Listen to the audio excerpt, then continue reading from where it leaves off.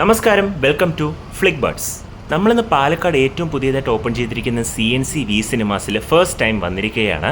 നായകൻ എന്ന ഒരു ക്ലാസിക് സിനിമയ്ക്ക് ശേഷം ഇത്രയും വർഷങ്ങൾക്ക് ശേഷമാണ് കമൽഹാസനും മണിരത്നവും ഒന്നിച്ചെത്തുന്നത്. കൂടെ STRും ഉണ്ട്.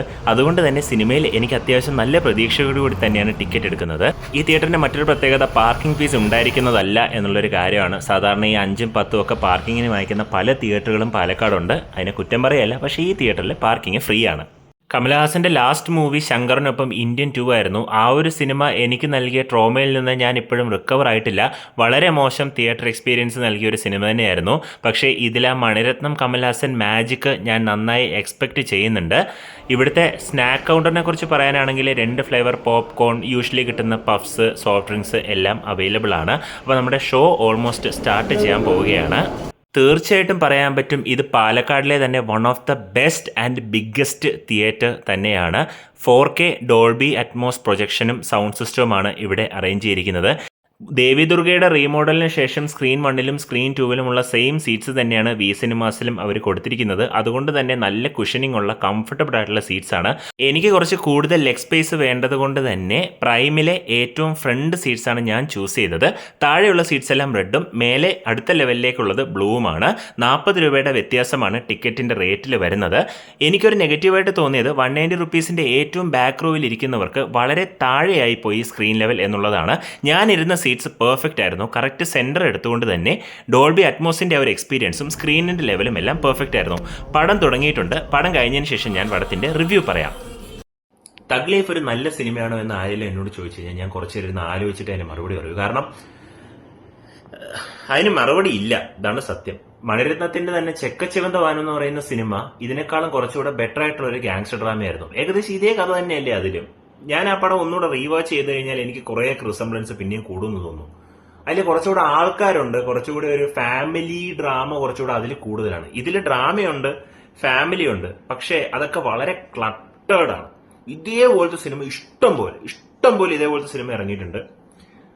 ഇതിൽ പോസിറ്റീവ് പറയാനാണെങ്കിൽ കമൽഹാസൻ, STR, പിന്നെ AR റഹ്മാന്റെ മ്യൂസിക്. പക്ഷെ അതിൽ ഈ ചിമ്പു വരുന്ന സമയത്ത് വരുന്ന മ്യൂസിക് മാത്രം അത്രയ്ക്ക് അങ്ങോട്ട് കണക്റ്റ് ആയില്ല. ഓ മാര എന്ന് പറയുന്ന ഒരു ട്രാക്ക് അത് സെറ്റ് ആയില്ല. പടത്തിന്റെ ആ ഹോൾ ടോൺ കംപ്ലീറ്റ് ആയിട്ട് ഷിഫ്റ്റ് ആവുന്ന പോലെ തോന്നി. അതൊരു നെഗറ്റീവായിട്ട് തോന്നി. പിന്നെ ഇതിൽ പറയാനുള്ള ഏറ്റവും വലിയ നെഗറ്റീവ് തൃഷയുടെ ക്യാരക്ടറാണ്.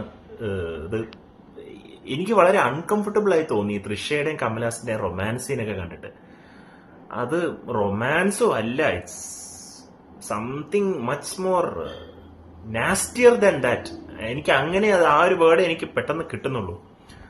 പിന്നെ പടം വളരെ യൂഷ്വൽ ആയിട്ടുള്ള ഒരു പടം. അതായത് നമുക്കൊരു ക്യാരക്ടർ വരുമ്പോൾ അറിയാം ഈ ക്യാരക്ടർ ആരാണ് എന്താണെന്നുള്ളത് നമുക്ക് പ്രെഡിക്റ്റ് ചെയ്ത് വെക്കാം. അതിന് വലിയൊരു റിവീൽ പോലെ അവസാനം കാണിക്കുമ്പോൾ നമ്മളിതിലേക്ക് ഇവരിപ്പോഴാണ് ഇത് അറിഞ്ഞത്, നമ്മളെക്കഴേ അറിഞ്ഞു.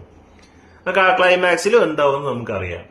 ഒന്നും പുതിയതായിട്ട് യാതൊന്നും അവകാശപ്പെടാനില്ലാത്ത ഒരു സിനിമ. ഇതിനിടയിൽ എനിക്ക് മറ്റേ വിവേകം ഇല്ലേ, അജിത്തിന്റെ, മറ്റേ ഇവര് വെടിവെച്ചിട്ട് മഞ്ഞിൽ കൂടെ വീണിട്ട് അവസാനം മറ്റേ വർക്കൗട്ടൊക്കെ ചെയ്തിട്ട് എണീറ്റ് വരുന്നത്, അതേപോലത്തെ ഒരു സംഭവം ഇതിൽ പിടിച്ചിട്ടുണ്ട്.